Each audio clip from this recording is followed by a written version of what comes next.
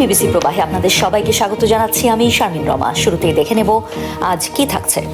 ইরানের সাথে সমঝোতা ইস্যুতে ধৈর্য ট্রাম্প, 24 ঘন্টার আলটিমেটাম। পাল্টা প্রস্তুত তেহরান, আগ্রাসন ঠেকাতে প্রস্তুত আইআরজিসি। ইসরায়েলের আকাশে রহস্যময় ধোঁয়া নিয়ে তোলপাড়। মাশরুম ক্লাউডের পাশাপাশি জেরুজালেমের বিস্তীর্ণ অঞ্চলে জোরালো কম্পন অনুভূত।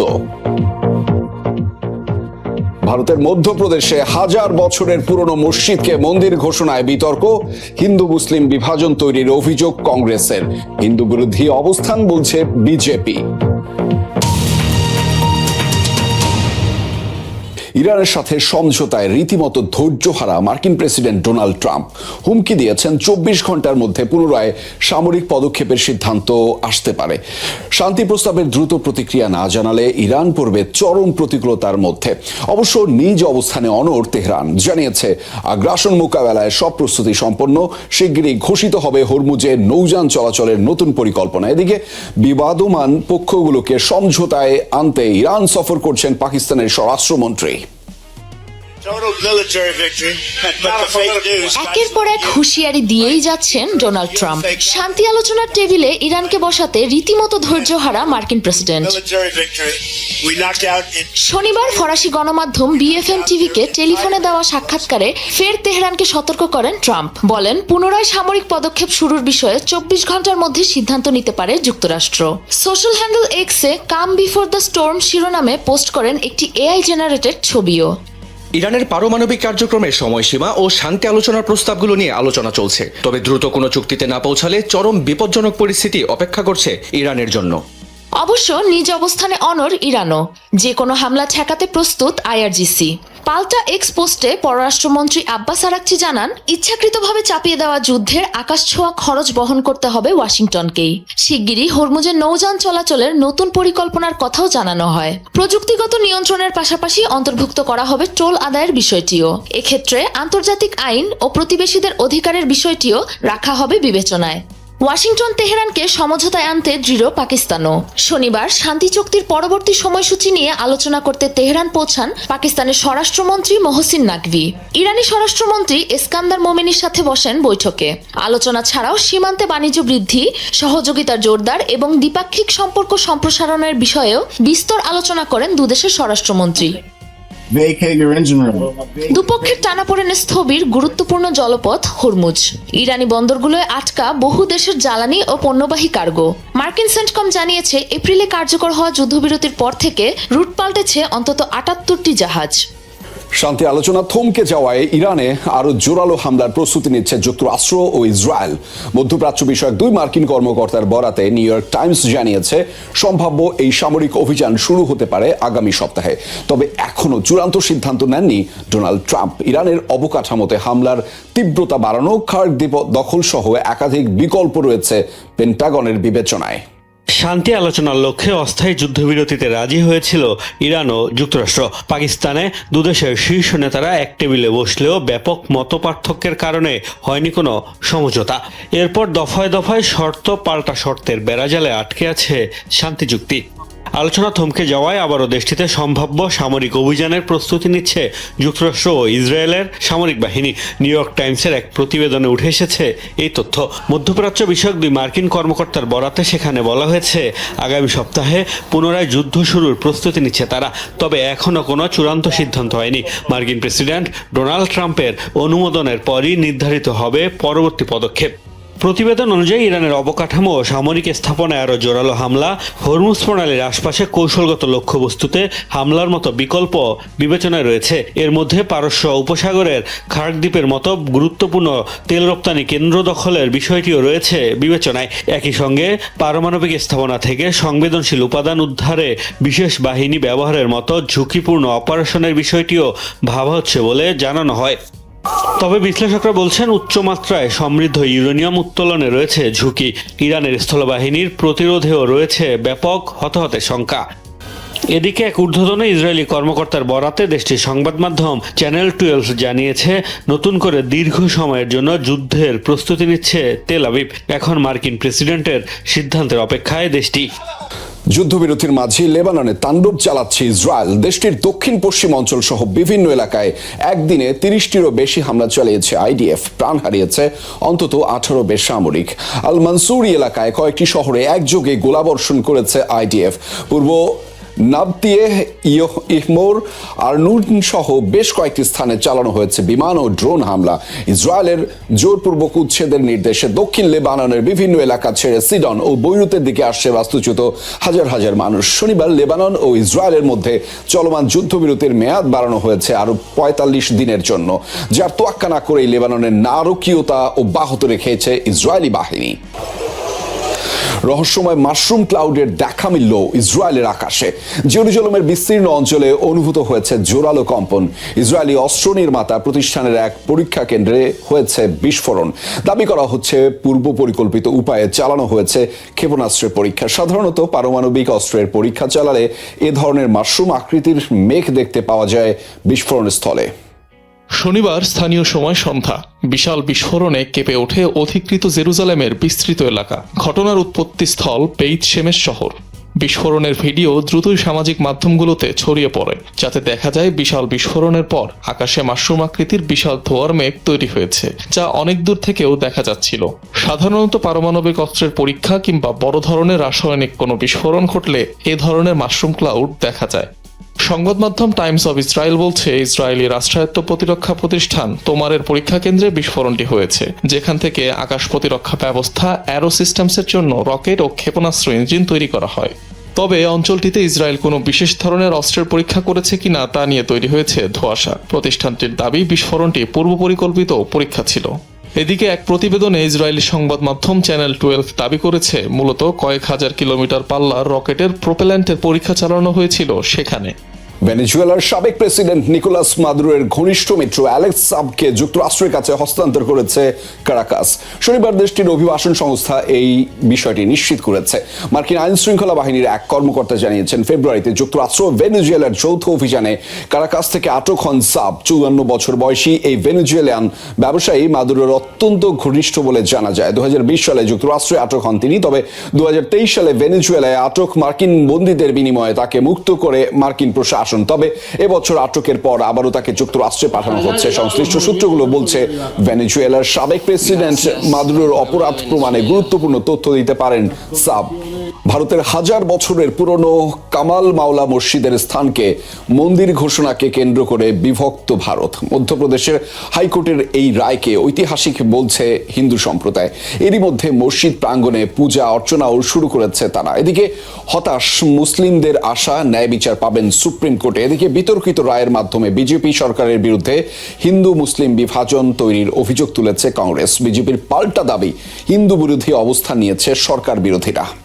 ভারতের মধ্যপ্রদেশ রাজ্যের ধর জেলায় অবস্থিত হাজার বছর পুরনো ভোজশালা কামালমালা মসজিদ। ঐতিহাসিক স্থানটি দীর্ঘদিন ধরে ছিল আর্কিওলজিক্যাল সার্ভে অব ইন্ডিয়ার অধীনে। 2003 সালের এক আদেশে ভোজশালা কমপ্লেক্সে শুক্রবার নামাজ এবং মঙ্গলবার ও বসন্ত পঞ্চমীতে পূজার অনুমতি দেওয়া হয়েছিল। বিরোধপূর্ণ এই ঐতিহাসিক স্থান নিয়ে মধ্যপ্রদেশ হাইকোর্টের বিতর্কিত রায় জন্ম দিয়েছে ব্যাপক বিতর্কের। ভোজশালা কামাল মাওলা মসজিদের স্থানকে সরস্বতী মন্দির বলে রায় দেওয়ার পর এই ইস্যুতে বিভক্ত এখন ভারত। এরই মধ্যে প্রাঙ্গণটিতে পূজা শুরু করেছে সনাতন ধর্মাবলম্বীরা। সভাপতি আদালতের এমন রায়ে হতাশ মুসলিম সম্প্রদায়। এখন সুপ্রিম কোর্টে ন্যায় বিচার পাওয়ার প্রত্যাশা তাদের। ভোজশালা মামলায় হাইকোর্টের রায়ে মুসলমানরা হতাশ। শত শত বছর ধরে মুসলমানরা সেখানে অবস্থিত মসজিদে নামাজ আদায় করে আসছেন। যথেষ্ট প্রমাণ ও ঐতিহাসিক নথিপত্রের উপর ভিত্তি করে আমরা আত্মবিশ্বাসী যে ইনশাআল্লাহ সুপ্রিম কোর্টে ন্যায়সঙ্গত রায় পাব। বিতর্কিত রায়ের সমালোচনা করছে বিরোধী দল কংগ্রেস। তাদের অভিযোগ, আর্কিওলজিক্যাল সার্ভে অব ইন্ডিয়া মন্দির থাকার প্রমাণ খুঁজে না পেলেও আদালতের মাধ্যমে সাম্প্রদায়িক বিভাজন তৈরির চেষ্টা করছে বিজেপি। আর্কিওলজিক্যাল সার্ভে অফ ইন্ডিয়ার নিয়ম অনুযায়ী তাদের অধীনে থাকা মসজিদ, মন্দির, গুরুদ্বারা বা গির্জা কোথাও উপাসনার কোনো আইনি বিধান নেই। তারা ওই স্থানটিতে একটি সমীক্ষা চালিয়েছিল, সেখানে মন্দির থাকার প্রমাণ খুঁজে পাওয়া যায়নি। হিন্দু মুসলিম বিভাজন ছাড়া বিজেপির অন্য কোনো এজেন্ডা নেই। এই অবস্থায় বিজেপির পাল্টা দাবি, হিন্দুদের স্বার্থ বিরোধী অবস্থান নিয়েছে কংগ্রেস। देखिए ভোজশালা মামলায় আদালত হিন্দুদের পক্ষে রায় দেয়ায় কংগ্রেস এত ক্ষুব্ধ কেন? তারা এতটাই হিন্দু বিরোধী হয়ে গেছে যে হিন্দুরা আদালতের মাধ্যমে তাদের সাংবিধানিক অধিকার আদায় করে নিলেও দলটি তার বিরোধিতা করছে। তবে রায়ে আদালত জানিয়েছে মুসলমানরা মসজিদের জন্য রাজ্য সরকারের কাছে বিকল্প জমি চাইতে পারবে। প্রচলিত অস্ত্রের তুলনায় স্বল্প খরচে ড্রোন ধ্বংসে যুদ্ধ বিমানে বিশেষ প্রতিরক্ষা সিস্টেম সংযুক্ত করেছে ব্রিটেন, যার প্রেক্ষিতে ইউরোফাইটার টাইফুন যুদ্ধ বিমানে সংযুক্ত করা হবে ড্রোন হামলা প্রতিরোধী মিসাইল সিস্টেম APKWS। এর প্রতিটি মিসাইলের দাম ইরানের শাহেদ ড্রোনের প্রায় সমান, ফলে সচরাচর ব্যবহৃত মিসাইলের চেয়ে কম খরচে ঠেকানো যাবে শত্রুর ড্রোন হামলা। ব্রিটিশ বিমান বাহিনীর অন্যতম শক্তি হিসেবে বিবেচিত এই ইউরোফাইটার টাইফুন ডগ ফাইটের পাশাপাশি ভূমিতে হামলা এবং গোয়েন্দা নজরদারিতেও এই ফাইটার জেট ব্যবহার করে ব্রিটিশ রয়্যাল এয়ারফোর্স। শুরুতে শুধুই আকাশ যুদ্ধের উদ্দেশ্যে তৈরি করা হয়েছিল এই ফাইটার জেট, তবে সময়ের সাথে সাথে প্রয়োজন অনুসারে এতে বেশ কিছু উন্নত প্রযুক্তি সংযুক্ত করা হয়েছে। এরই ধারাবাহিকতায় এবার এই যুদ্ধ বিমানে উন্নত ক্ষেপণাস্ত্র ও ড্রোন বিধ্বংসী মিসাইল সিস্টেম সংযুক্ত করতে যাচ্ছে ব্রিটিশ প্রতিরক্ষা মন্ত্রণালয়। উন্নত এই প্রতিরক্ষা ব্যবস্থার নাম অ্যাডভান্স প্রিসিশন কিল ওয়েপন সিস্টেম APKWS। সমরাস্ত্র বিশ্লেষকরা বলছেন এই সিস্টেম থেকে ছোড়া প্রতিটি ইন্টারসেপ্টর মিসাইলের দাম বর্তমানে ব্যবহৃত মিসাইলের তুলনায় বেশ কম, ফলে শত্রুপক্ষের কম দামি ড্রোন ও মিসাইল হামলা প্রতিরোধে এই সিস্টেম বেশ কার্যকরী। গেল কয়েক বছর ধরে আলোচনায় রয়েছে ইরানের শাহেদ ড্রোন। 20 থেকে 50,000 ডলার মূল্যের এই ড্রোন রাডার ফাঁকি দিয়ে নিখুঁতভাবে হামলা চালাতে সক্ষম। বিশ্লেষকরা বলছেন শাহেদ ড্রোনের মতো কম দামি ড্রোন হামলা কম খরচে ঠেকানোর উদ্দেশ্যেই তৈরি করা হয়েছে এই APKWS সিস্টেম। এর প্রতিটি মিসাইলের দাম প্রায় $30,000। ইউকে ছাড়াও সৌদি আরব, কাতার, কুয়েত সহ মধ্যপ্রাচ্য ও ইউরোপের বেশ কিছু দেশের কাছে রয়েছে ইউরোফাইটার টাইফুন যুদ্ধবিমান। সম্প্রতি 10,000 ইউনিট APKWS সিস্টেম কেনার উদ্যোগ নিয়েছে কাতার।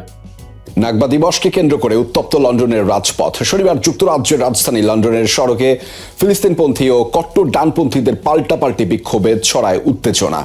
ঐতিহাসিক নাগবা দিবস উপলক্ষে সমাবেশ করে ফিলিস্তিনপন্থীরা, একই সময়ে পাল্টা বিক্ষোভের ডাক দেয় কট্টরপন্থী অ্যাক্টিভিস্ট টমি রবিনসন। এ সময় ব্রিটিশ প্রধানমন্ত্রী স্টারমারের বিরুদ্ধে নানা আপত্তিকর স্লোগান দেয় ডানপন্থীরা। প্রশংসায় ভাষায় ডোনাল্ড ট্রাম্পকে উত্তপ্ত পরিস্থিতি সামাল দিতে মোতায়েন করা হয় 4,000-এর বেশি পুলিশ। অনাকাঙ্ক্ষিত পরিস্থিতি এড়াতে তৈরি করা হয় কড়া নিরাপত্তা বলয়। পুলিশের দাবি, তাদের তোয়াক্কা না করেই সমাবেশে বিশৃঙ্খলায় জড়ায় আন্দোলনকারীরা, যার জেরে আটক করা হয় কমপক্ষে 43 জনকে।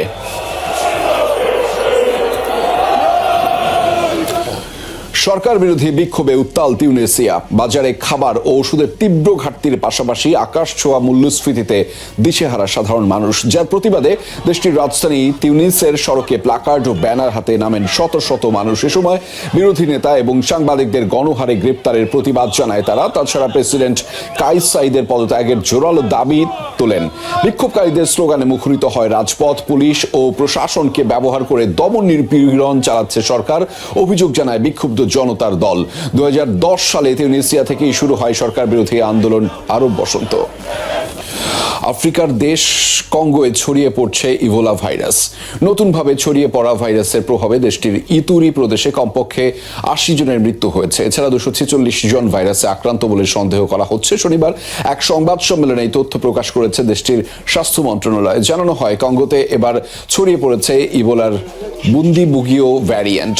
এখন পর্যন্ত যার কোনো অনুমোদিত টিকা বের হয়নি। এই ভ্যারিয়েন্টে আক্রান্তদের মধ্যে মৃত্যুর হার 50% পর্যন্ত। ইতুরি ছাড়াও উগান্ডার সীমান্তবর্তী কয়েকটি অঞ্চলেও শনাক্ত হয়েছে ভাইরাসটি। এছাড়া উগান্ডাতেও ইবোলা ভাইরাসের প্রাদুর্ভাব দেখা দিয়েছে। এমন পরিস্থিতিতে বৈশ্বিক স্বাস্থ্য বিষয়ক জরুরি অবস্থা জারি করেছে বিশ্ব স্বাস্থ্য সংস্থা। মেক্সিকোর একটি গণকবর থেকে 50 জনের বেশি মানুষের দেহাবশেষ উদ্ধার করা হয়েছে। দেশটির গুয়াদালাহারা এলাকায় মিলল এই গণকবরের সন্ধান। এছাড়া 19টি হাড়ের স্তূপ এবং কমপক্ষে 2টি কঙ্কালেরও সন্ধান মিলেছে। মূলত মাদ্রেস বুস্কাদোরেস নামের একটি স্বেচ্ছাসেবী সংগঠনের উদ্যোগে শনাক্ত হয় এই গণকবর। দেশটিতে বিভিন্ন সময় নিখোঁজ সন্তানদের মায়েরা পরিচালনা করেন এই সংগঠন। গত 25 এপ্রিল শুরু হওয়া উদ্ধার তৎপরতা এখনো চলমান। উদ্ধারকারীদের দাবি, মরদেহ অন্য স্থানে পোড়ানোর পর দেহাবশেষ এবং হাড়গোড় দেয়া হয়েছে গণকবরে। মাফিয়া ও মাদক কারবারিদের তৎপরতায় দেশটিতে নিয়মিত গুম ও অপহরণের ঘটনা ঘটছে। সরকারি তথ্য অনুযায়ী বর্তমানে 1,33,000-এর বেশি মানুষ নিখোঁজ রয়েছেন। ইতালির মোদেনা শহরে পথচারীদের উপর গাড়ি তুলে দিলেন এক চালক, গুরুতর আহত 8 জন। সিসিটিভি ক্যামেরায় ধরা পড়ে সেই দৃশ্য। দেখা যায় দ্রুত গতিতে ছুটে আসা গাড়িটি একটি দোকানে ধাক্কা দেয়। এ সময় চালককে আটকানোর চেষ্টা করলে এক পথচারীকে সে ছুরিকাঘাত করে, একই সাথে চাকার নিচে পিষ্ট করে পথচারীদের। এরই মাঝে অভিযুক্ত গাড়ি চালককে গ্রেফতার করেছে পুলিশ। প্রাথমিক তদন্তে জানা গেছে সে আফ্রিকান বংশোদ্ভূত, মানসিকভাবে ভারসাম্যহীন থাকায় দীর্ঘদিন হয়েছিল তার চিকিৎসা। এদিকে আহতদের মধ্যে 4 জনের অবস্থা আশঙ্কাজনক, তারা বর্তমানে হাসপাতালে চিকিৎসাধীন রয়েছেন। অস্ট্রেলিয়ায় আবারও হাঙরের আক্রমণে এক পর্যটকের মৃত্যু হয়েছে। এ নিয়ে চলতি বছরেই হাঙরের কামড়ে প্রাণ হারালো 2 জন। শনিবার দেশটির পশ্চিম উপকূলে এই ঘটনা ঘটে। সাগরে সাঁতরানোর সময় আচমকা হাঙরের হামলার শিকার হন এক ব্যক্তি। পরে গুরুতর অবস্থায় উদ্ধার করে তাকে তীরে আনা হয়। সাথে সাথেই চিকিৎসার জন্য হাসপাতালে পাঠানো হলে চিকিৎসক তাকে মৃত ঘোষণা করেন। হাঙরের আক্রমণের শিকার হওয়া ব্যক্তির বয়স 38 বছর বলে জানিয়েছে প্রশাসন, তবে এখনো পরিচয় প্রকাশ করেনি তারা। পরিসংখ্যান বলছে অস্ট্রেলিয়ায় প্রতি বছর গড়ে প্রায় 20টি হাঙরের আক্রমণের ঘটনা ঘটে থাকে। 32 বারের মতো এভারেস্ট জয় করে নিজের রেকর্ড নিজেই ভাঙলেন নেপালের কিংবদন্তি পর্বতারোহী কামিরিতা শেরপা। রোববার স্থানীয় সময় সকাল 10টার দিকে 29,000 ফুটের উঁচু এভারেস্টের চূড়ায় 32তম বারের মতো পা রাখেন তিনি। এ নিয়ে 56 বছর বয়সী কামিরিতা শেরপা ঐতিহাসিক এক মাইলফলক স্পর্শ করলেন। সর্বপ্রথম 1994 সালে এভারেস্টের জয় করেছিলেন তিনি। এরপর প্রতি বছরই একবার হলেও দুর্গম এই শৃঙ্গ জয় করেছেন দুঃসাহসী এই অভিযাত্রী। সবশেষ 14 পিকস এক্সপেডিশন কোম্পানির পর্যটক দলের প্রধান গাইড হিসেবে নেতৃত্ব দিচ্ছিলেন এই শেরপা। কামিরিতার এই অর্জনের জন্য অভিনন্দন জানিয়েছে নেপালের পর্যটন বিভাগ। একই দিনে আবার 52 বছর বয়সী লখপা শেরপা প্রথম নারী হিসেবে 11তম বারের মতো এভারেস্ট জয় করেন। মধ্যপ্রাচ্যে কি তবে দীর্ঘমেয়াদী শান্তির পথ তৈরি হচ্ছে, নাকি পর্দার আড়ালে চলছে নতুন কোনো ঝড়ের প্রস্তুতি? গত 28 ফেব্রুয়ারি তেহরানে যুক্তরাষ্ট্র ও ইসরায়েলের যৌথ হামলার পর পুরো অঞ্চলের ভূ রাজনীতিতে যে তুমুল উত্তেজনা তৈরি হয়েছিল তা এখনও পুরোপুরি শেষ হয়ে যায়নি। বিশেষ করে বিশ্বের অন্যতম প্রধান জ্বালানি করিডর হরমুজ প্রণালী অবরুদ্ধ হয়ে পড়ায় বিশ্বজুড়ে তেলের বাজারে তৈরি হয়েছে অস্থিরতা। যদিও গত 8 এপ্রিল একটি ভঙ্গুর যুদ্ধবিরতি ঘোষণা করা হয়েছিল, কিন্তু ওয়াশিংটন এবং তেহরানের মধ্যকার মূল আলোচনা এখন অনেকটাই স্থবির। আর এই জটিল সমীকরণের মধ্যেই হঠাৎ এক অঘোষিত সফরে তেহরানে হাজির হয়েছেন পাকিস্তানের স্বরাষ্ট্রমন্ত্রী মহসিন নাকভি। ইতোপূর্বে পাকিস্তানের রাজধানী ইসলামাবাদে যুক্তরাষ্ট্র ইরানের মধ্যে প্রথম দফার প্রত্যক্ষ আলোচনা অনুষ্ঠিত হয়েছিল, কিন্তু ইরানের ইউরেনিয়াম সমৃদ্ধকরণ কর্মসূচি এবং আঞ্চলিক নিরাপত্তা এই দুটি প্রধান ইস্যুতে দুই দেশের দূরত্ব এতটাই বেশি ছিল যে আলোচনা এখন প্রায় থমকে আছে। পাকিস্তানের পররাষ্ট্র মন্ত্রণালয় অবশ্য বলছে কূটনৈতিক ঘড়ি এখনো বন্ধ হয়ে যায়নি। শান্তি প্রক্রিয়াকে সচল রাখতেই স্বরাষ্ট্রমন্ত্রী মহসিন নাকভির এই ঝটিকা তেহরান সফর। এর আগে এপ্রিল মাসে পাকিস্তানের সেনাপ্রধান ফিল্ড মার্শাল আসিম মুনিরের সাথেও তিনি তেহরান সফর করেছিলেন। অর্থাৎ পর্দার আড়ালে পাকিস্তান যে একটি বড় ধরনের কূটনৈতিক মিশন নিয়ে এগোচ্ছে তা এখন স্পষ্ট। তবে পথটা মোটেও সহজ নয়। তেহরানের পৌঁছানোর ঠিক আগের দিনই ভারতের নয়াদিল্লিতে ইরানের পররাষ্ট্রমন্ত্রী আব্বাস আরাকচি পরিষ্কার জানিয়ে দিয়েছেন আলোচনার টেবিল সচল রাখতে তারা রাজি, কিন্তু ওয়াশিংটনের প্রতি চরম অবিশ্বাসী এই মুহূর্তে আলোচনার সবচেয়ে বড় বাধা। ইরান আঞ্চলিক দেশগুলোর কূটনৈতিক সহায়তাকে স্বাগত জানালেও যুক্তরাষ্ট্রের উপর আস্থা রাখতে পারছে না। বর্তমানে একদিকে ইরান যেমন হরমুজ প্রণালীতে তাদের কড়াকড়ি বজায় রেখেছে, অন্যদিকে যুক্তরাষ্ট্র ইরানি বন্দরগুলোর উপর অবরোধ বহাল রেখেছে। এই দ্বিমুখী টানাপোড়েনে যুদ্ধবিরতি টিকে থাকলেও কাটেনি যুদ্ধের মেঘ। এখন প্রশ্ন হলো, পারমাণবিক শক্তিধর প্রতিবেশী পাকিস্তান কি পারবে চিরবৈরে এই দুই দেশকে একটি স্থায়ী চুক্তির টেবিলে ফিরিয়ে আনতে, নাকি হরমুজ প্রণালীর এই অচল অবস্থা বিশ্ব অর্থনীতিকে ঠেলে দেবে আরো বড় কোনো সংকটে? কূটনৈতিক সফরে রাষ্ট্রপ্রধানদের উপহার দেওয়া নতুন কিছু নয়। সাধারণত এমন সফরে স্মারক, ব্যাজ, বিশেষ ফোন কিংবা সৌজন্য উপহার দুদেশের বন্ধুত্বের প্রতীক হিসেবেই বিবেচিত হয়। কিন্তু বেইজিং সফর শেষে মার্কিন প্রেসিডেন্ট ডোনাল্ড ট্রাম্পের প্রতিনিধি দল যা করলো তা বিশ্ব রাজনীতিতে নতুন করে আলোচনার জন্ম দিয়েছে। চীনের দেওয়া সব উপহার, ল্যাপেল পিন, প্রেস ক্রেডেনশিয়াল, এমনকি সফরের জন্য দেওয়া বিশেষ বার্নার ফোন পর্যন্ত এয়ারফোর্স ওয়ানে ওঠার আগেই ডাস্টবিনে ফেলে দেওয়া হয়। শুধু তাই নয়, মার্কিন প্রতিনিধি দলের সদস্যদের স্পষ্ট নির্দেশনা ছিল চীনের কোনো কিছুই বিমানে তোলা যাবে না।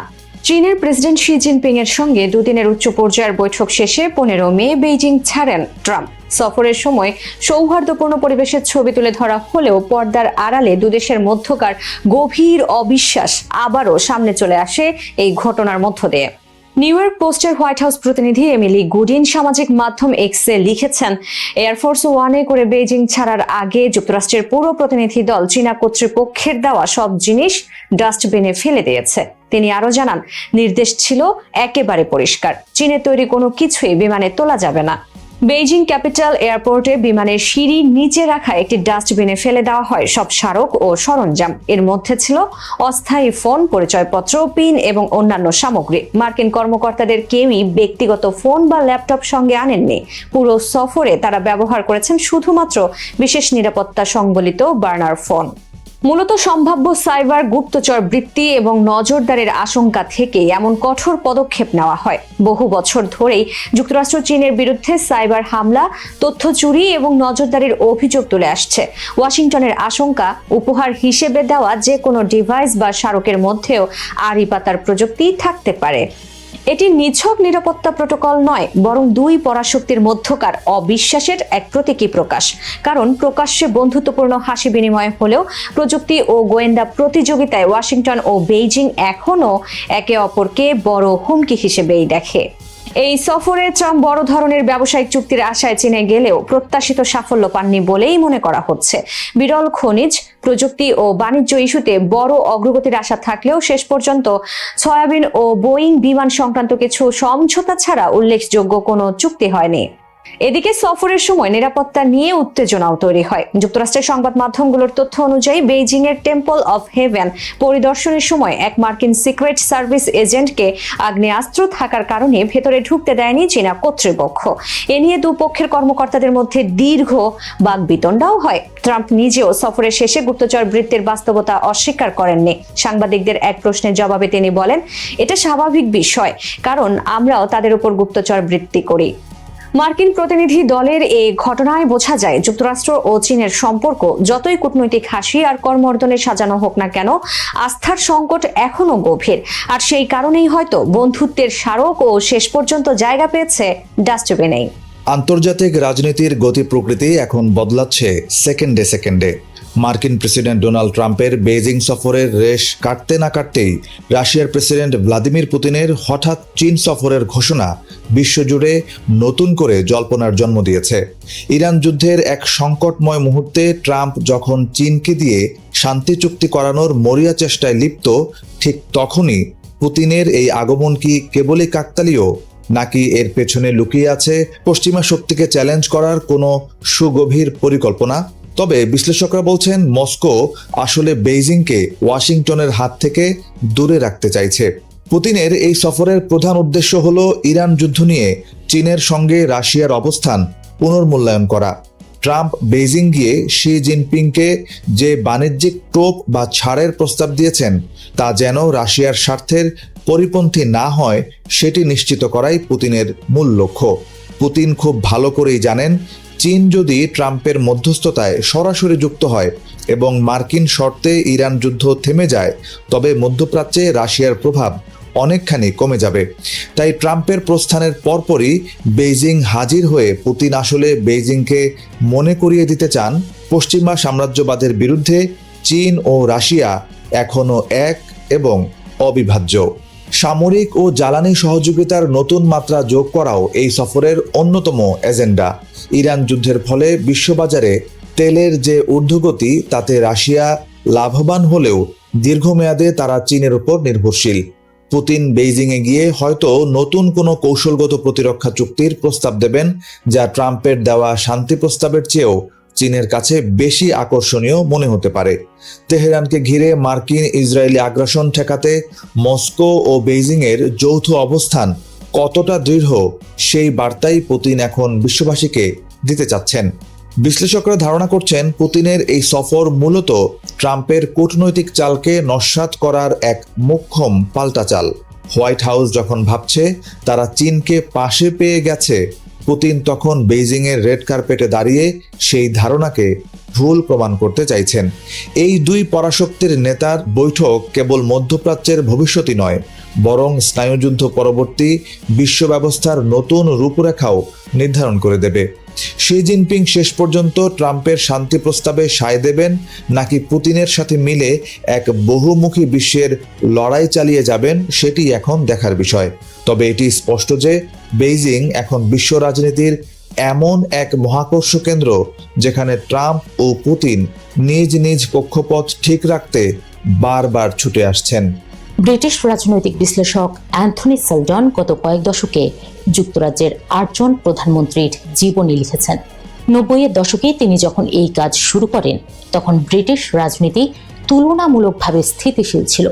একজন প্রধানমন্ত্রী ক্ষমতায় থাকতেন দীর্ঘ সময়, এতে তাদের নেতৃত্ব, সিদ্ধান্ত এবং সময়ের প্রভাব গভীরভাবে বিশ্লেষণ করার সুযোগ মিলত। তবে সাম্প্রতিক বছরগুলোতে সেই পরিস্থিতি বদলে গেছে। যুক্তরাজ্যে একের পর এক দ্রুত প্রধানমন্ত্রী পরিবর্তনের কারণে বেড়েছে রাজনৈতিক অস্থিরতা। ফলে সেলডনের জন্য আগের মতো দীর্ঘ সময় ধরে একটি নেতৃত্ব বিশ্লেষণ করার সুযোগ আর থাকছে না। 2024 সালে কিয়ার স্টারমারের নেতৃত্বে লেবার পার্টি বড় জয় পেয়ে ক্ষমতায় আসে। অনেকেই তখন ধারণা করেছিলেন 14 বছরের কনজারভেটিভ শাসনের পর যুক্তরাজ্যে আবার ফিরবে রাজনৈতিক স্থিতিশীলতা। তবে মাত্র 2 বছরের কম সময়ের মধ্যেই স্টারমারের অবস্থানও পড়েছে চ্যালেঞ্জের মুখে। স্থানীয় নির্বাচনে লেবার পার্টির খারাপ ফলাফল এবং দলের ভেতরে অসন্তোষ তার নেতৃত্বকে ফেলেছে প্রশ্নের মুখে। এই পরিস্থিতিতে অ্যান্থনি সেলডনের আশঙ্কা, হয়তো আবারও খুব শিগগিরই নতুন প্রধানমন্ত্রী নিয়ে লিখতে বাধ্য হবেন তিনি।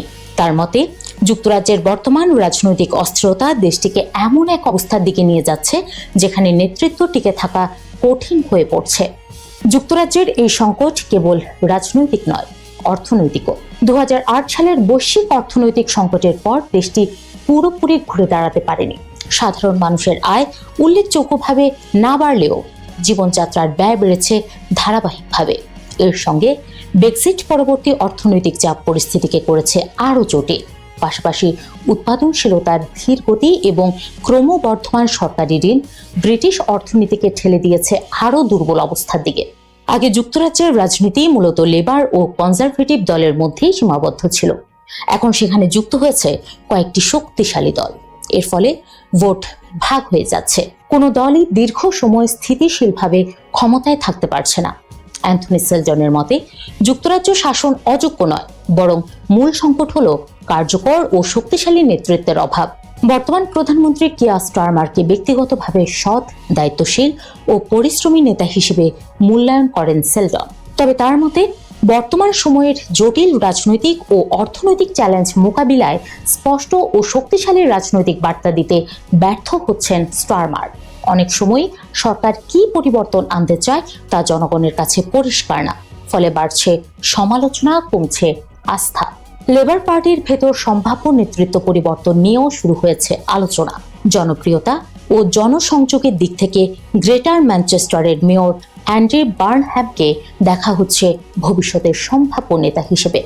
সব মিলিয়ে যুক্তরাজ্যের রাজনীতি এখন এক জটিল ও অনিশ্চিত পর্যায়ে দাঁড়িয়ে।